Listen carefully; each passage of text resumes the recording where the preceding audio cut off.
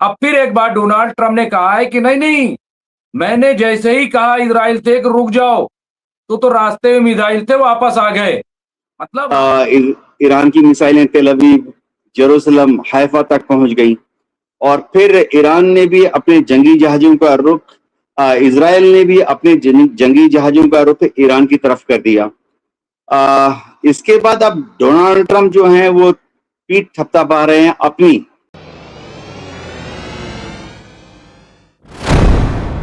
आदाब, मैं हूं मुमताज आलम रिजवी और इस वक्त हमारे साथ मौजूद हैं वॉर एक्सपर्ट, मिलिट्री एक्सपर्ट और middle east expert group captain उत्तम कुमार देवनाथ जी, जिनसे हम बात करेंगे इस वक्त की जो मौजूदा सूरत हाल है। क्योंकि अब ऐसा लग रहा है कि ईरान और इजराइल दोनों मान गए। डोनाल्ड ट्रंप हर बार सबकत ले जाने की कोशिश करते हैं, वो दिखाना चाहते हैं कि जो मैं चाहता हूं वही होता है, हालांकि हो नहीं रहा। पिछले 2 महीने से वो न जाने कितनी बार कह चुके कि हम बहुत करीब पहुंच गए, बातचीत खत्म हो गई है, डील होने वाली है, ये वो। लेकिन फिर इजराइल हमला कर देता है, फिर इजराइल उनकी बात को नजरअंदाज कर देता है। अब फिर एक बार डोनाल्ड ट्रंप ने कहा है कि नहीं नहीं, मैंने जैसे ही कहा इजराइल से कि रुक जाओ, तो रास्ते में मिसाइल थे वापस आ गए। मतलब आप सोचिए, लेकिन फिर भी अब जो कह रहे हैं वो सुनना पड़ेगा, जो कह रहे हैं वो मानना पड़ेगा। वो खबर भी बनती है, आप डोनाल्ड ट्रंप कह रहे हैं क्योंकि अमेरिका अमेरिका के सदर कह रहे हैं, तो मानना तो पड़ता है। तो खैर, अब ये उनका एक नया बयान आया है और फिलहाल यही देखा जा रहा है कि अभी कोई किसी पे अटैक नहीं कर रहा है। लेकिन देखना यह होगा कि क्या लेबनान पे हमले रुक के, देखना यह होगा कि क्या गाजा में हमले रुक गए। क्योंकि अभी मैंने अल जजीरा को देखा तो मालूम यह हुआ कि लगातार वहां पे जो वेस्ट बैंक है, वहां पे सेटलर्स जो है वो अटैक कर रहे हैं। जो नेवी, जो इनकी फोर्स है, आईडीएफ है, वो छापेमारी कर रही है। अभी एक और खबर आई है कि लेबनान में भी 4 लोग मारे गए। अब ये अभी का हमला है, बात का है, लेकिन ये खबर आ रही है। अब देखिए, जिस तरह से ये हरकतें हो रही हैं, यहाँ पे अभी मैं देख रहा था जनूबी लेबनान में इजरायली हमलों में 4 अफराद हलाक हो गए। यहाँ पे मुल्क की कौमी खबर रसा एजेंसी एनएनए ने इत्तला दी है कि जनूबी लेबनान पर इजरायली हमलों में कम से कम 4 अफराद हलाक हुए हैं। तो यहाँ पे आप ये देखिए कि आखिर ये माजरा क्या है, ये किस्सा क्या है। अब एक और खबर आ रही, खबर ये आ रही है कि जॉर्डन, तुर्की और मिस्र ने ये कहा है, खबरदार किया है इजराइल को कि अगर अब हम पे हमला करने या लेबनान पे और गाजा में अब कुछ इजराइल करता है तो हम तब ज्वाइंट जो है वो ऑपरेशन करेंगे और इजराइल को निशाना बनाएंगे। तो इसके पीछे क्या सच्चाई है, क्योंकि पहली बार बयान नहीं आया। पिछले 2-3 साल से तो मैं सुन रहा हूं मुस्लिम नाटो ये कर दूंगा, वो कर दूंगा, बयान बहादुर और जबानी जंग। तो इससे क्या होगा? बहरहाल इन्हीं तमाम चीजों पे हम बात करेंगे। जो हमारे ग्रुप कैप्टन है उत्तम कुमार देवनाथ जी, मुख्तलिफ चैनलों पे आप देखते हैं, बहुत बेहतरीन अंदाज में तजिया करते हैं और बिल्कुल खुले मन से, जैसा कि होना चाहिए कि मिलिट्रीली न कोई सियासी लाग लपेट, न फायदा और नुकसान, न कोई तासुब, बल्कि एक मिलिट्री मैन कैसा हो सकता है वैसे वो आप गुफ्तगू करते हैं। बहुत बहुत इस्तकबाल है। कैप्टन साहब, कैसे देखते हैं ये जो हालात है? डोनाल्ड ट्रंप कह रहे हैं भाई हमने तो रुकवा दिया। हाँ डॉक्टर रिजवी, देखिए सबसे पहले तो बेहतरीन हिस्सा ये है कि कम से कम जैसे पूरी दुनिया में एक खौफ का माहौल छा गया था, ये सुनकर कि जवाबी हमले में ईरान ने बदला लेने के लिए अपने मिसाइलों का रुख इजराइल की तरफ कर दिया। ईरान की मिसाइलें तेल अवीव, जेरूसलम, हैफा तक पहुंच गई और फिर ईरान ने भी अपने जंगी जहाजों का रुख, इजराइल ने भी अपने जंगी जहाजों का रुख ईरान की तरफ कर दिया। इसके बाद अब डोनाल्ड ट्रंप जो हैं वो पीठ थपथपा रहे हैं अपनी कि उन्होंने इजराइल को और नेतन्याहू को काबू में कर लिया कि वह दोबारा से सेकेंड वेव या थर्ड वेव ऑफ अटैक जो है इजराइल ईरान की तरफ ना भेजे। देखिए, हो ये रहा है कि ईरान हमेशा चाहता है कि जब सीज फायर टॉक्स हों, यानी बमबारी जब बंद की जाए, तो उसका जो जॉइंट इफेक्ट हो, ईरान के ऊपर भी कोई हमला ना करे। और दूसरी बात है हिजबुल्लाह के अंदर, लेबनान के अंदर भी हिजबुल्लाह के ऊपर कोई हमला ना करे। अभी तक ईरान ने कभी भी इजराइल के हमलों को गजा में हमास के ऊपर हमला या वेस्ट बैंक में जो आईडीएफ के हमले हैं उससे जोड़ा नहीं है। लेकिन जो भी हुआ अच्छा हुआ।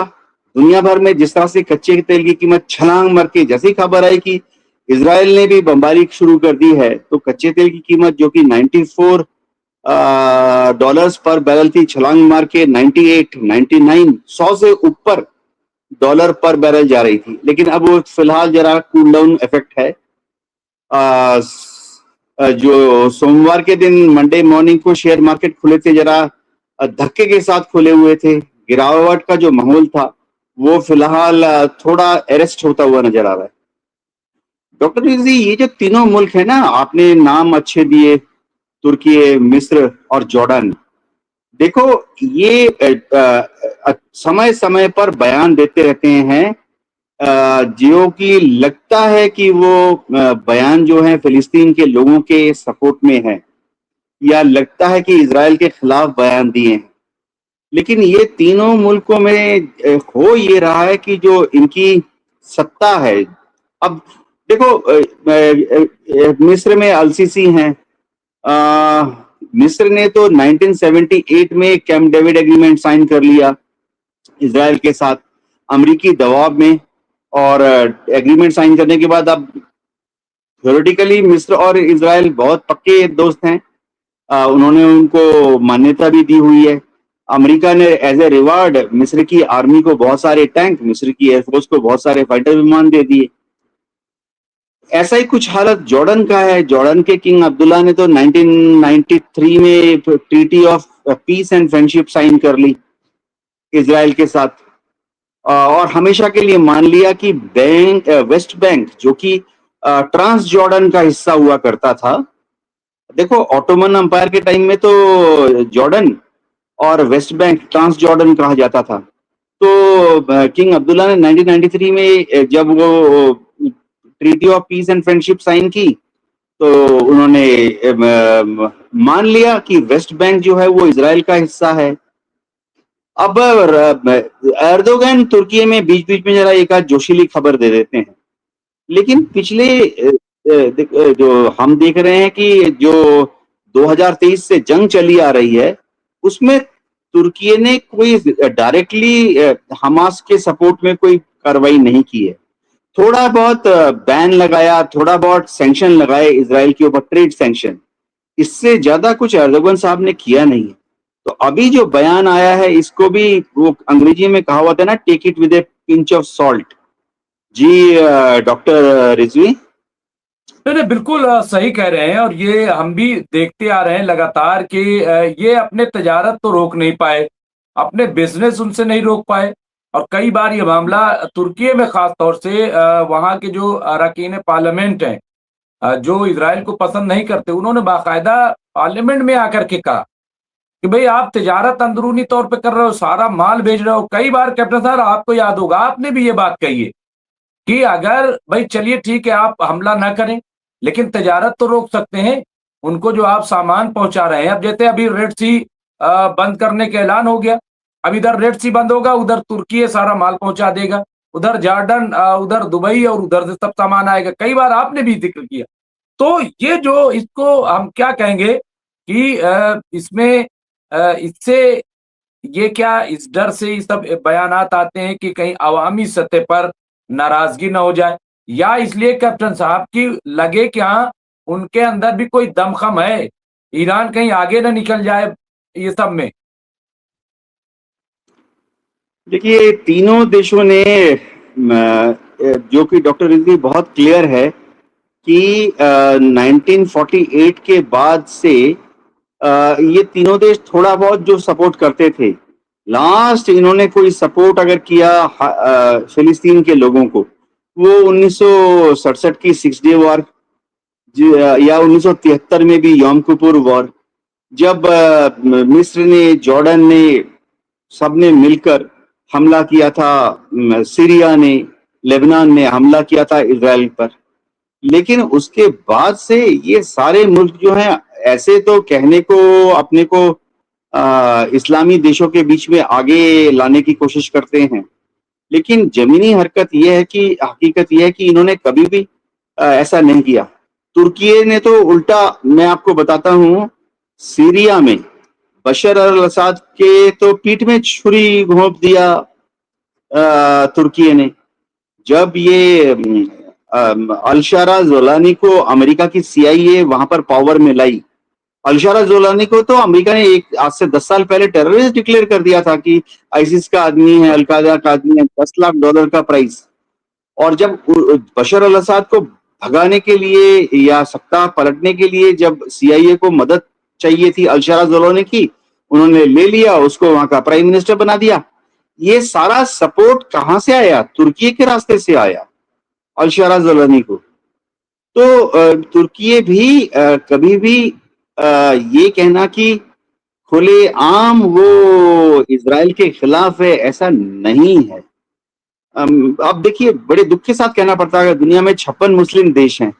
आज की तारीख में किस मुस्लिम देश ने फिलिस्तीन के लोगों को कोई डायरेक्ट आके मदद दी? एक भी देश नहीं है, ईरान के अलावा। अब गल्फ कंट्रीज भी इतनी सारी हैं, पर्शियन गल्फ के आसपास अरब कंट्रीज इतने सारे हैं। किस मुल्क ने फिलिस्तीन के लोगों की मदद दी? किसी ने नहीं दी सिवाय ईरान के। अब ईरान ने मदद दी है, लेकिन यह उनका दुर्भाग्य है कि ईरान की जमीन के नीचे कच्चा तेल है।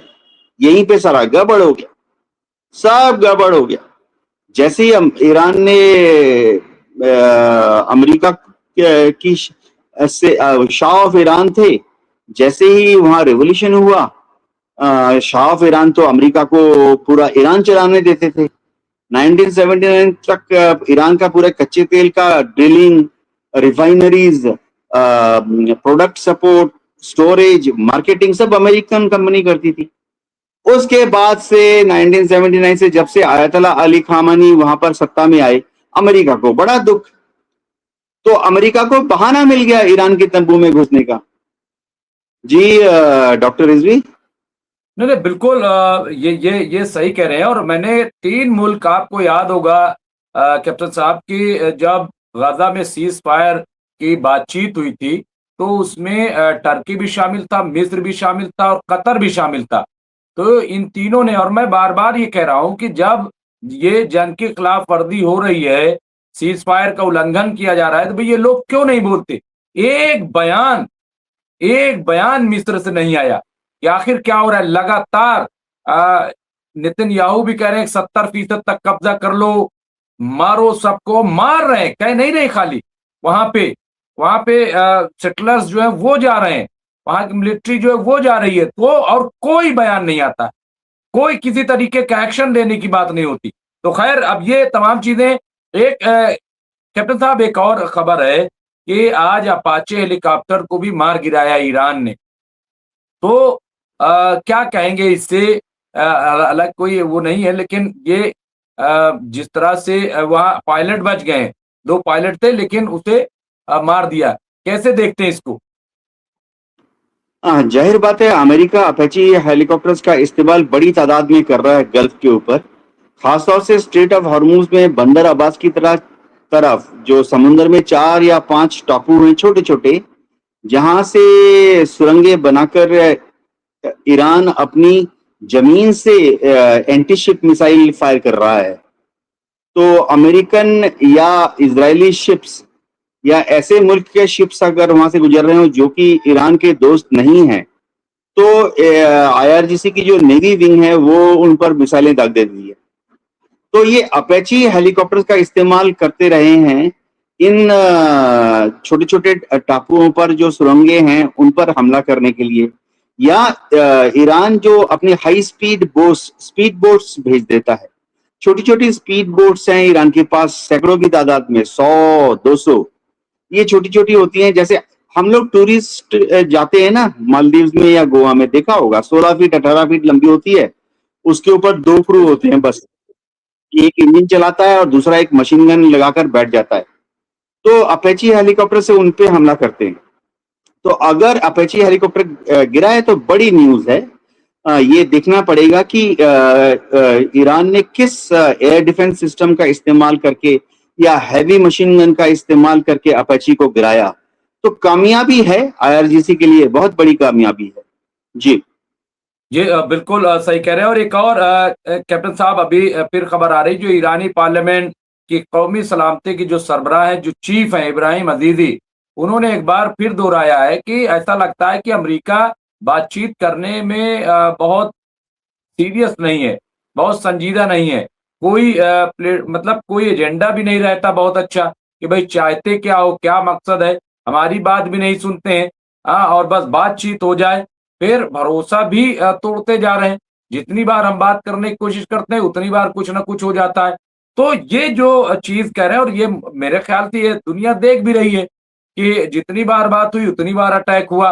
तो क्या इस पे क्या कहेंगे? कैसे फिर बातचीत आगे बढ़ी? कैप्टन साहब बस शॉर्ट।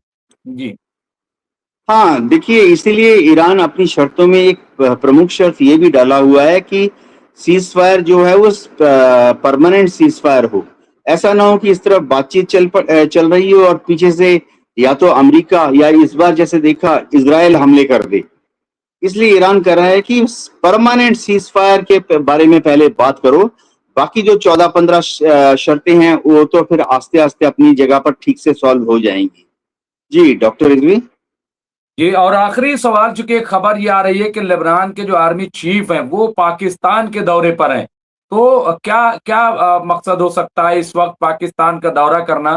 खास तौर से लेबनान के आर्मी चीफ वो गए हैं और पाकिस्तान पे, वहां पे उनका बहुत ही खैर मकदम किया गया है। तो इसको गार्ड ऑफ ऑनर भी दिया गया है। क्या क्या मकसद इस वक्त जाने का हो सकता है? हाँ, लेबनान देखिए, बेरूत की जो सरकार है उनके पास अपनी एक आर्मी है, बहुत छोटी सी आर्मी। तादाद 50,000 से भी कम है। और मैं बता दूं, दिल्ली पुलिस में ही 80,000 से ज्यादा जवान हैं। तो लेबनान की जो छोटी सी आर्मी है उनके पास हथियार भी कोई खास इक्विपमेंट प्रोफाइल है नहीं।